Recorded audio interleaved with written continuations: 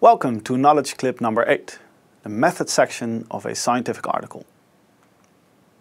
As mentioned in knowledge clip number 6, the method section follows a recipe or blueprint of a study.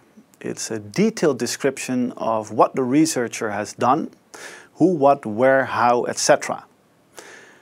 It's a chronological order in the method section. So for instance, it's about the recruitment of participants, then it's about testing, and then it's about data analysis. Not the other way around. It's a transparent and reproducible chapter. So somebody who is not involved in the research should be able to read the method section and conduct the same research. As mentioned in previous knowledge clips, we distinguish 3 main study designs: quantitative, qualitative, and a systematic review. The method section for each of these designs is different.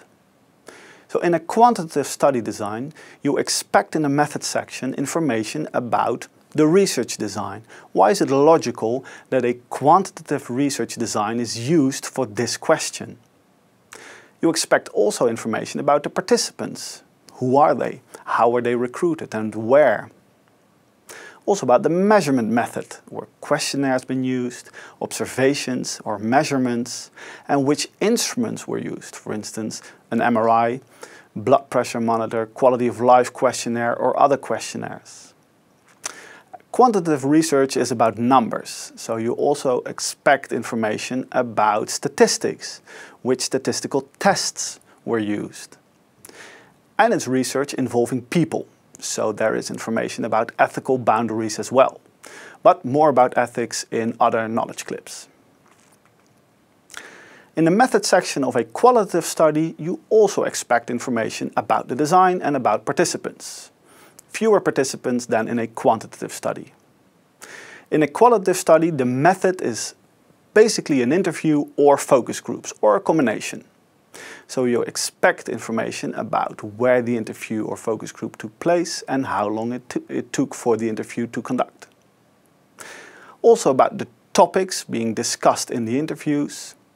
And because interviewing means a lot of text, the data analysis focuses on coding, which is a method of analyzing and interpreting a large amount of text.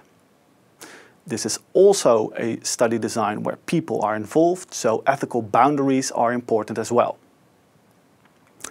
The third study design is the systematic review. This is a study design which might be familiar for you guys because in the research skills course you do your own very small systematic review.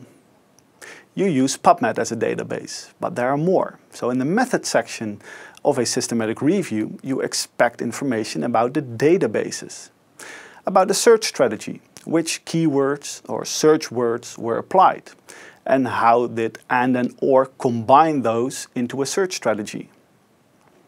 Also information about the selection of literature.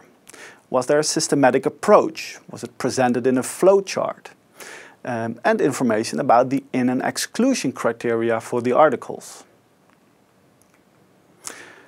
So what is important for you to know is that the method section is the recipe of a study, that it is transparent and clear, and that there are differences in methods for each study design, and that you recognize which study design was used based on the methods you see. Good luck!